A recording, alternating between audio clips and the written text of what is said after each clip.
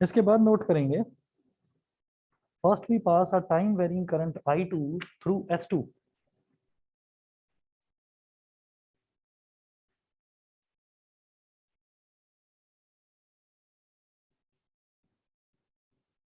First we pass a time varying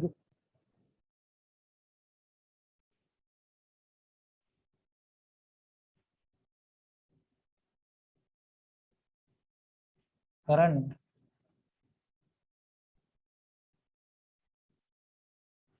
first we pass a time varying current I2 first we pass a time varying current I2 through S2. The magnetic field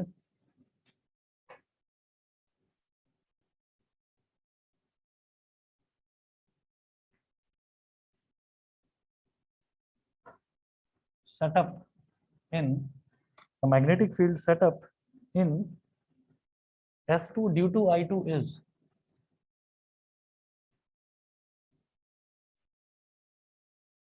due to I2 is क्या है कि भाई मैंने क्या करा, मैं अभी solenoid S2 की बात कर रहा हूँ, तो सोलेनोइड S2 में करंट जा रहा है I2. करंट I2 कौन सा करंट ले रहे हैं हम? टाइम के टाइम के साथ चेंज होने वाला करंट, टाइम वेरिंग करंट, ठीक. तो उसकी वजह से उसके अंदर एक मैग्नेटिक फील्ड डेवलप होगा. मैग्नेटिक फील्ड क्या होता है? Mu not. क्योंकि मैं बात कर रहा हूँ किसकी? मैं कॉइल 2 की, मतलब मैं ये जो दूसरा मैंने सोलेनोइड लिया मैं इसकी बात कर रहा हूँ, तो इसके मैग्नेटिक फील्ड को भी आप B2 बोल दीजिए. B2 is equal to mu not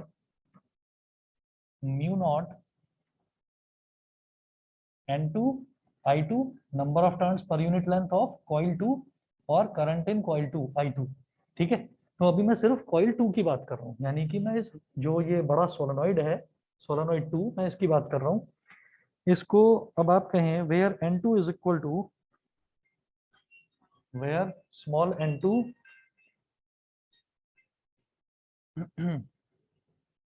where small n2 is equal to capital N2 upon L. Capital N2 upon L, number of turns per unit length of S2. That is number of turns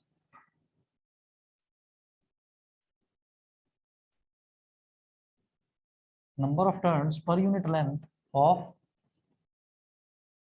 S2. Number of turns per unit length of S2. ठीक है.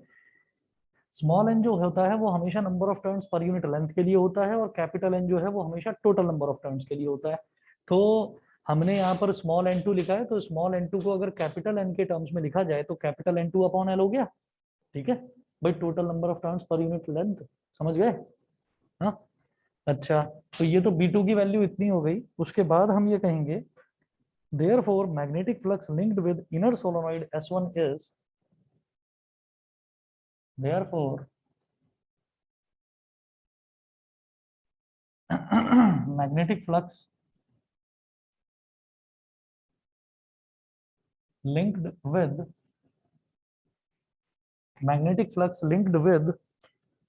inner solenoid S1 is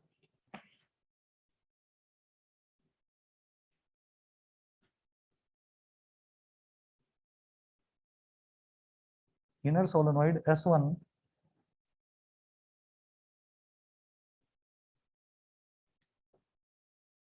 inner solenoid S1 is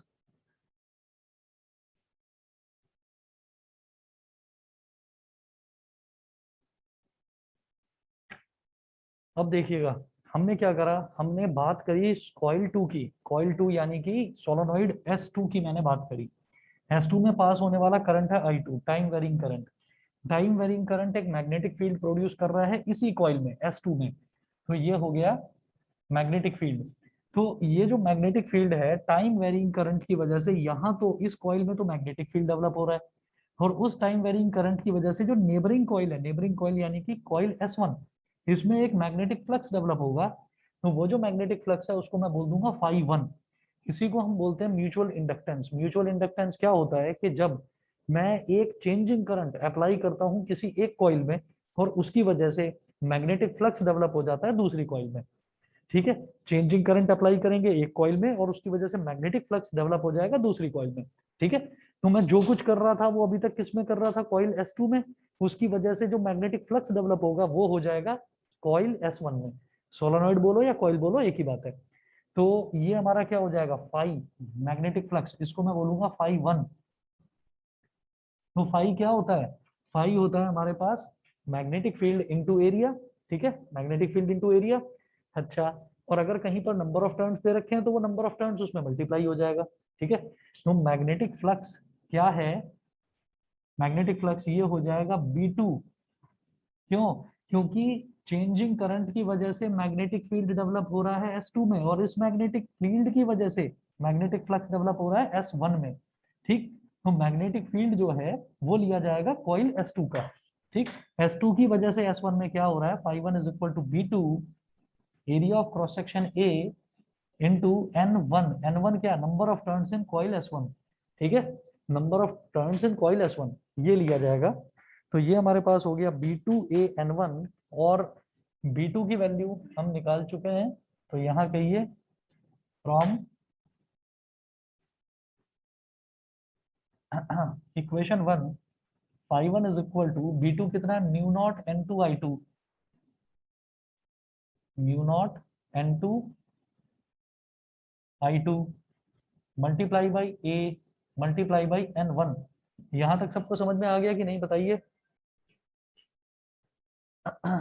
online वाले बच्चे बता दें भाई, यहां तक समझ में आ गया। Yes yes sir. ठीक है, हमने क्या करा, मैं दोबारा बता रहा हूँ, ये वही कॉन्सेप्ट है जो लास्ट टाइम बताया था कि एक कॉइल में मैं एक चेंजिंग करंट अप्लाई करता हूँ, उस चेंजिंग करंट की वजह से मैग्नेटिक फील्ड तो उसी कॉइल में डेवलप होगा, लेकिन उस मैग्नेटिक फील्ड की वजह से मैग्नेटिक फील्ड तो अलग अलग डायरेक्शंस में जाता है ना, तो मैग्नेटिक फील्ड जो है वो नेबरिंग कॉइल में भी एक फ्लक्स डेवलप कर देगा। ठीक है, तो वो जो नेबरिंग कॉइल में, उसी कॉइल में कॉइल नंबर S2 में जो मैग्नेटिक फील्ड डेवलप हुआ दैट वाज B2। इस मैग्नेटिक फील्ड की वजह से नेबरिंग कॉइल यानी कि कॉइल S1 में जो फ्लक्स डेवलप होगा that is φ1।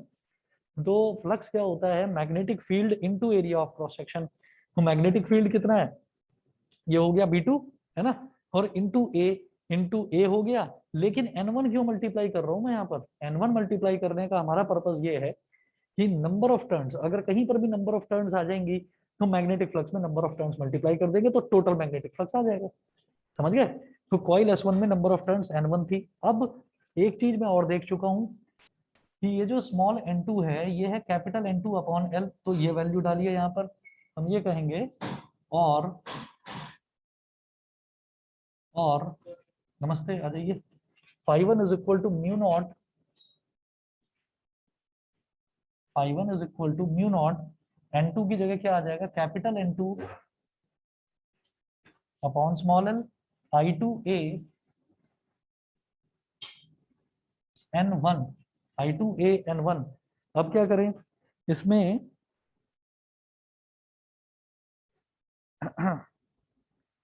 Mutual inductance of coil 1 with respect to coil 2 ये और लिखो।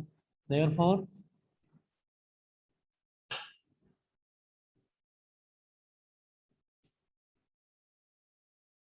Mutual inductance of coil 1 with respect to coil 2, इसको क्या बोल दूंगा मैं, M12 बोल देंगे इसको, M12। ये कैसे निकाला जाएगा, हमने ये देखा था कि जो फ्लक्स है वो करंट के डायरेक्टली प्रोपोर्शनल हो जाता है। फ्लक्स, हमने ये देखा था कि फ्लक्स जो है phi is directly proportional to current I, और फिर प्रोपोर्शनलिटी कांस्टेंट आ जाता है एम आई, है ना, phi is equal to M I. तो यहाँ से एम कितना आएगा, mutual inductance phi upon I, phi upon I आ जाएगा। ठीक है, तो क्या करेंगे, M12 is equal to mutual inductance of coil 1, coil 1 का म्यूचुअल इंडक्टेंस क्या होगा, तो कॉइल 1 का फ्लक्स यानी कि F1, और ये फ्लक्स डेवलप किसकी वजह से हो रहा है, changing current in coil 2, coil 2 का चेंजिंग करंट यानी कि I2 की वजह से। इस दूसरी कॉइल में जो करंट चेंज हो रहा है उसकी वजह से इसमें फ्लक्स डेवलप हो रहा है, φ1/I2। तो M12 कितना हो गया, φ1 की वैल्यू डालें, mu naught capital N2 I2 A N1 upon में L तो है ही, और अब अपॉन में I2 आ गया, तो यहां से I2 से I2 कैंसिल आउट हो गया। ठीक है, तो M12 कितना हो गया, mu naught N1 N2 A upon L। यहां तक बेटा समझ में आ गया कि नहीं बताइएगा, mu naught N1 N2 A upon L, यहां तक क्लियर है कि नहीं, बोलो। Yes, sir. कोई बाकी Yes, बच्चे sir. बताएं, आर्यन, कनिष्का, मिलन, प्रबल, Prisha, Yes, Yes, sir. sir. Yes. सभी को क्लियर है? ठीक है, अब जो प्रोसीजर मैंने यहाँ अपनाया है कि कॉइल 2 की वजह से कॉइल 1 में म्यूचुअल इंडक्टेंस कितना डेवलप हुआ, इसी तरीके से अब मैं उल्टा भी तो कर सकता हूँ कि कॉइल 1 की वजह से कॉइल 2 में कितना हुआ। ठीक, तो एक एक चीज जो है बस वो इसमें सिर्फ और सिर्फ, देखिए समझने में तो अभी हम समझ लेंगे, लेकिन एक एक चीज में अंतर क्या आएगा कि जहां जहां पर 1 लिखा हुआ है वहां वहां पर 2 आ जाएगा, जहां जहां पर 2 लिखा हुआ है वहां वहां पर 1 आ जाएगा, बस चेंज हो जाएगी। इसी को हम आगे एक्सप्लेन करेंगे, इसी को हम बोल देते हैं रेसिप्रोसिटी थ्योरम। ठीक, रेसिप्रोसिटी थ्योरम बोलते हैं। तो अभी आप देखना, एक एक स्टेप जैसे यहाँ पर करा है वैसा ही स्टेप उल्टा हो जाएगा, जस्ट अब आप नोट करें आगे। मैंने स्टार्ट कहाँ से करा था, ये जो बेसिक टर्म्स थी ये तो सभी सेम रहने वाली हैं। हमने स्टार्ट करा, first we pass a time varying current I2 through S2, now we pass a time varying current, note करें। सर जब लेकिन कॉइल इस S2 में, क्वेश्चन में area of cross section change हो जाएगा ना जब दूसरे टाइम लेंगे। बिल्कुल सही कह रहे हो, यहाँ पर हम ये कह रहे हैं कि जो एरिया ऑफ क्रॉस सेक्शन है ना, वो एरिया ऑफ क्रॉस सेक्शन क्या है कि इधर जो मैं ए ले रहा हूँ, यहाँ पर इस केस में जो मैंने ए लिया है वो हमारा कॉइल S1 वाला ए है, कॉइल S1 वाला, क्योंकि मैं मैग्नेटिक फ्लक्स में ही मेरा एरिया की जरूरत पड़ रही है। तो मैग्नेटिक फ्लक्स φ1 जो है वो है B2A N1, मेरी बात समझ में आ गई। तो यहाँ पर ये जो ए ले रहा हूँ ये मैं कॉइल 1 वाला ए ले रहा हूँ, और उसीलिए मैंने ए को πr1² बोला था। बताइए, क्लियर है? Yes sir. ठीक है, आगे नोट करें आप।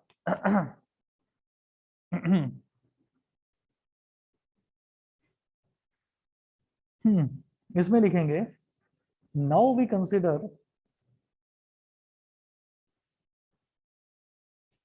Now we consider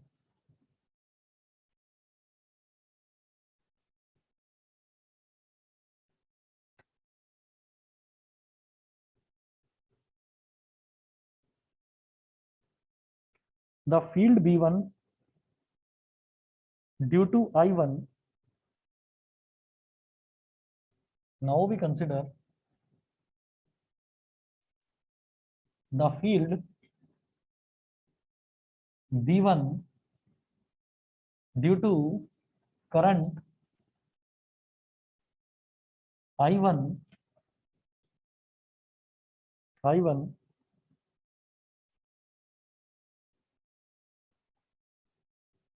is due to current I1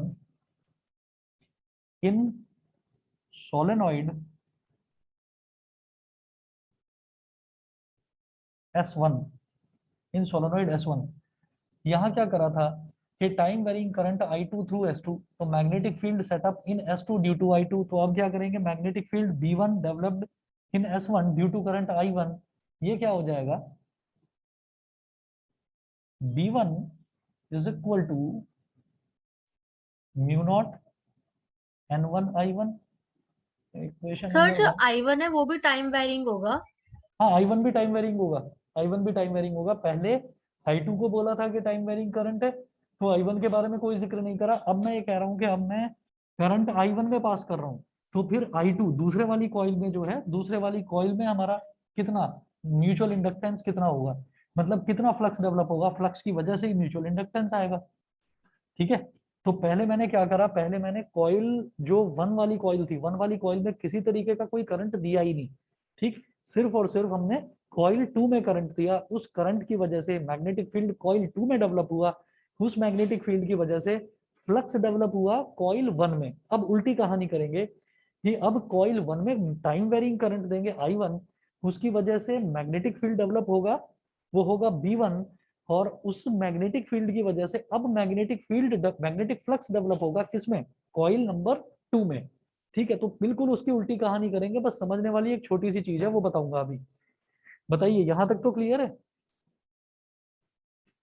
yes sir.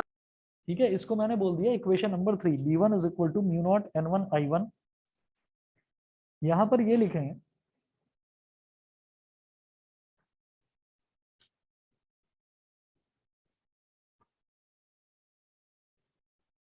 ये आपने देखा कि A = πr1² बोला है मैंने। ठीक है, तो कायदा तो ये कहता है कि भाई मैं अगर पहली कॉइल की बात कर रहा हूँ, तो उसके एरिया ऑफ क्रॉस सेक्शन को मुझे A1 बोल देना चाहिए था, A1 = πr1²। और जो दूसरी कॉइल है उसके एरिया ऑफ क्रॉस सेक्शन को मेरे को A2 बोल देना चाहिए था, πr2² होता वो। मैंने सिर्फ A बोल दिया πr1²। इसका रीजन क्या है, तो ये देखें आप, ये मैं मिटा रहा हूं इधर।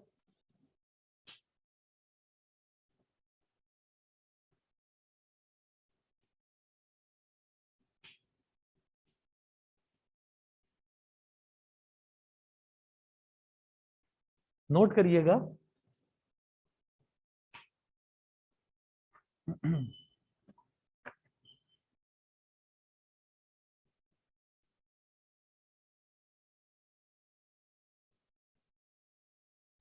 द फील्ड या magnetic field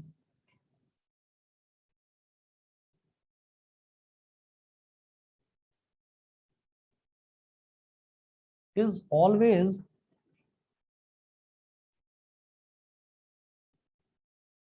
zero in the annular region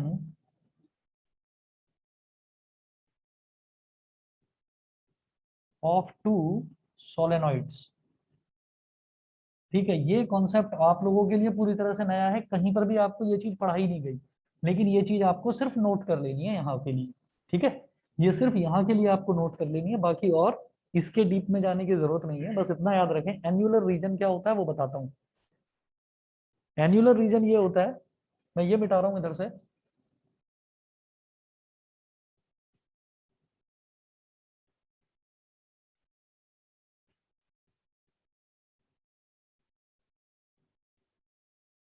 जैसे हमने ये देखा कि एक कॉइल है और उस कॉइल के अंदर दूसरी कॉइल जो है उसको एक तरह से पिरो रखा है, तो हम ये कहेंगे कि अगर मैं इसको इस तरफ से देखने लगूं या इस तरफ से देखने लगूं तो मुझे ये इस तरह से दिखाई देगा, ऐसे कि जो छोटी वाली कॉइल है वो है कॉइल S1, तो कॉइल S1 का रेडियस है R1।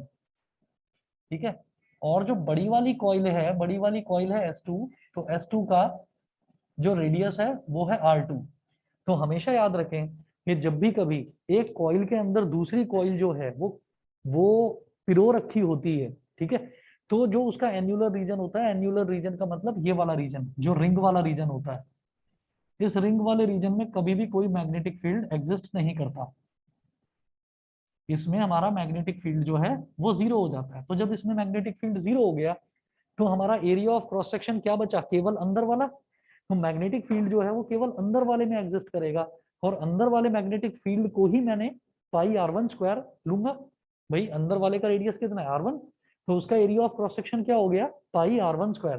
देखिए वैसे तो ये ऐसी मेरे को लॉन्गिट्यूडनली लंबी इस तरह से दिखाई दे रही है कॉइल के अंदर पिरोई हुई दूसरी कॉइल, लेकिन अगर मैं इसको इस तरफ से देखूंगा तो मुझे क्रॉस सेक्शनल एरिया नजर आएगा। क्रॉस सेक्शनल एरिया जो रिंग वाला रीजन होता है उसको एन्युलर रीजन बोलते हैं। एन्युलर रीजन में magnetic field is always zero, तो इस वजह से एरिया ऑफ क्रॉस सेक्शन यहाँ पर भी मैं πr1² ही लूंगा। ये सबको समझ में आ गया? ये क्लियर है सभी को, बताइए। Yes sir. ठीक है, उत्कर्ष क्लियर है? उत्कर्ष, वंशिका, श्रुति, बताइए। Yes sir. चलिए, अब आगे नोट करेंगे आप, therefore total flux linked with outer solenoid S2, therefore linked with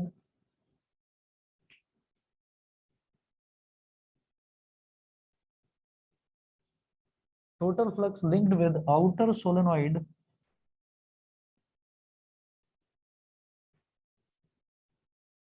outer solenoid S2, outer solenoid में टोटल फ्लक्स कितना हो जाएगा, जैसे वहां पर B2 की वजह से फ्लक्स डेवलप हुआ था दूसरी कॉइल में, उसको बोला था phi1। B1 की वजह से फ्लक्स डेवलप होगा दूसरी कॉइल में, उसको बोलेंगे phi2। ठीक है, तो phi2 इज इक्वल टू किसकी वजह से डेवलप हो रहा है, B1 की वजह से। B1 एरिया इसमें भी A ही रहेगा पाई R1 स्क्वायर, क्यों, क्योंकि एनुलर रीजन का एरिया 0 हो गया, तो क्रॉस सेक्शनल एरिया R1 वाला ही लिया जाएगा। लेकिन नंबर ऑफ टर्न्स किसकी लेंगे, कॉइल 2 की, यानी कि N2। ये हो गया। अब आगे कर रहा हूं, इस तरफ कर रहा हूं नीचे।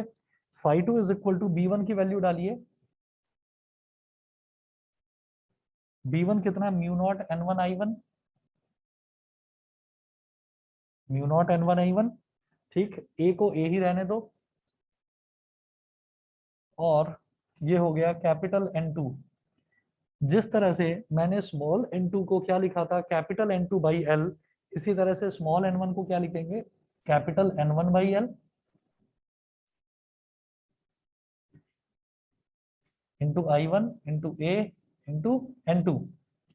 उसके बाद लिखें mutual inductance of coil 2 with respect to coil 1।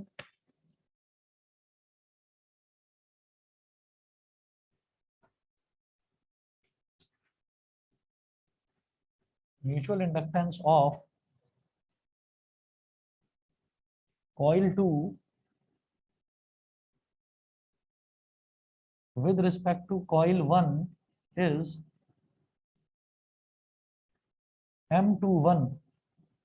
ये क्या हो जाएगा, जैसे M12 क्या था, phi1 अपॉन I2, तो ये उल्टा हो जाएगा phi2 upon I1, phi2 upon I1। phi2 ये पूरा का पूरा mu naught N1 I1 A N2 upon L, और अपॉन में I1 आ गया, I1 से I1 कट गया, तो M21 कितना हो गया, mu naught N1 N2 A upon L, mu naught N1 N2 A upon L। तो यहां से मुझे क्या दिखाई दे रहा है कि आप पहली कॉइल की वजह से दूसरी कॉइल में म्यूचुअल इंडक्टेंस निकालो तो भी वही आता है, mu naught N1 N2 A upon L। दूसरी कॉइल की वजह से पहली कॉइल में निकालो तो भी mu naught N1 N2 A upon L ये आता है। Is equal to M21 is equal to M12। जब दोनों ही इक्वल हैं तो दोनों को M के बराबर मान लो, इज इक्वल टू M, यहां लिख दीजिए से कि ऐसा हमने मान लिया।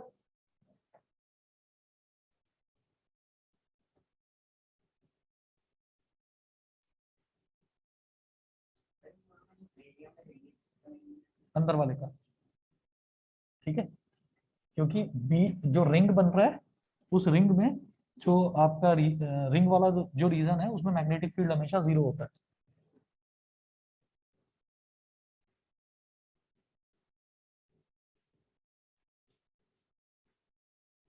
उसके बाद देखिएगा, फिर हम ये कहेंगे therefore M is equal to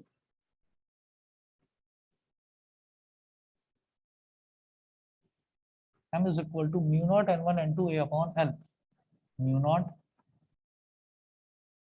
N1 N2 A upon L। अब अगर इसको नंबर ऑफ टर्न्स पर यूनिट लेंथ के रिस्पेक्ट में लिखना है तो क्या हो जाएगा, mu naught N1 upon L into N2 upon L into A L. मतलब एक एल मैंने जबरदस्ती नीचे मल्टीप्लाई कर दिया, नीचे मल्टीप्लाई करा तो ऊपर भी करूंगा। ये जो कैपिटल N1 अपॉन एल है इसको बोल देंगे small n1, capital N2 upon L इसको स्मॉल n2 इंटू ए इंटू एल। और ज्यादा करना हो, रेडियस की टर्म्स में निकालना हो, तो ए क्या होता है, पाई R1 स्क्वायर, तो म्यू नॉट N1 N2 पाई R1 स्क्वायर इंटू एल। तो चाहे ये ले लीजिए, ये ले लीजिए, ये ले लीजिए, ये कुछ भी, ये हमारा म्यूचुअल इंडक्टेंस का फॉर्मूला है। ठीक है,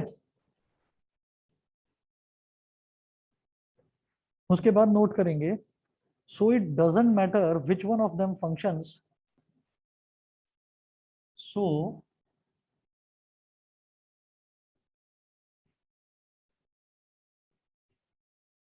it doesn't matter which one of them functions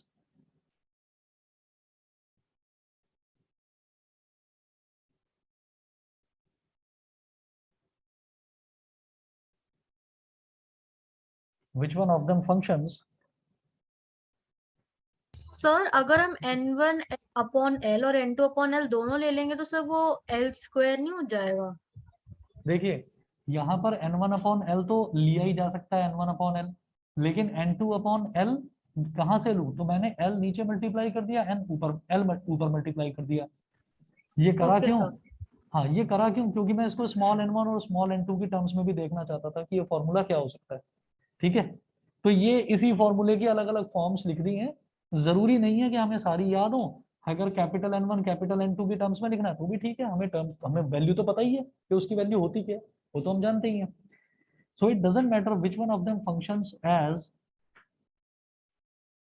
the primary coil, which one of them functions as the primary coil or the secondary coil or the secondary coil। कोई फर्क ही नहीं पड़ता कि कौन सी कॉइल को मैं प्राइमरी ले रहा हूँ, कौन सी को सेकेंडरी ले रहा हूँ। मतलब अगर S1 की वजह से S2 में निकाला जाए म्यूचुअल इंडक्टेंस तो भी सेम आ रहा है, और अगर S2 की वजह से S1 में निकाला जाए तो भी सेम आ रहा है। M12 और M21 दोनों इक्वल आ रहे हैं। This fact is known as reciprocity theorem। This fact is known as reciprocity theorem। बताइए जी, सभी को क्लियर है इतना? ठीक है, चलिए जी, और ये हमारा फिर चैप्टर खत्म है। अगला चैप्टर शुरू करता हूँ आपका ऑल्टरनेटिंग करंट। ठीक, बस 1 मिनट वेट करिए। वॉल्यूम 1 भी फिनिश इसी के साथ। 1 मिनट में स्टार्ट कर रहा हूँ, ये वाला चैप्टर खत्म है।